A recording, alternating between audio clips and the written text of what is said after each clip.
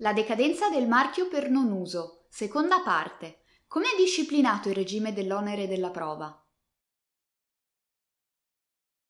In un video precedente, di cui vi lasciamo il link in descrizione, abbiamo già introdotto il tema della decadenza del marchio per non uso. In questo video approfondiamo ulteriormente questa tematica e tra l'altro esaminiamo il relativo regime dell'onere della prova.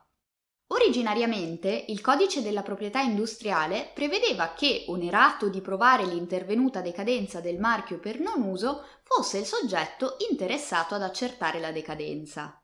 Una recente riforma normativa in recepimento di una direttiva europea ha introdotto una vera e propria inversione dell'onere della prova nell'ambito delle azioni di decadenza per non uso. Infatti, oggi è il titolare del marchio che subisce l'azione a dover dimostrare un uso effettivo e non meramente simbolico del marchio che si suppone essere decaduto, al fine di preservare il proprio diritto di privativa sul segno. Il cambiamento è significativo perché oggi il soggetto interessato all'accertamento dell'intervenuta decadenza del marchio può limitarsi ad allegare la circostanza della decadenza.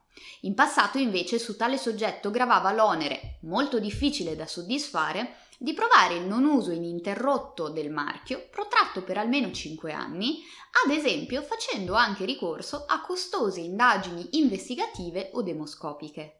Alla luce di tale novità in materia di onere probatorio, l'imprenditore che intende scongiurare il rischio di decadenza del proprio marchio dovrà avere cura di precostituirsi e di conservare ordinatamente le prove dell'utilizzo costante del segno.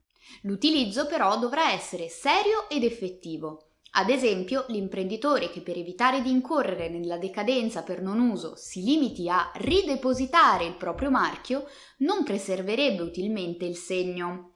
Infatti la Corte di Giustizia dell'Unione Europea ha statuito che tale comportamento, in quanto elusivo della normativa in materia di uso effettivo del marchio, integra una registrazione in malafede.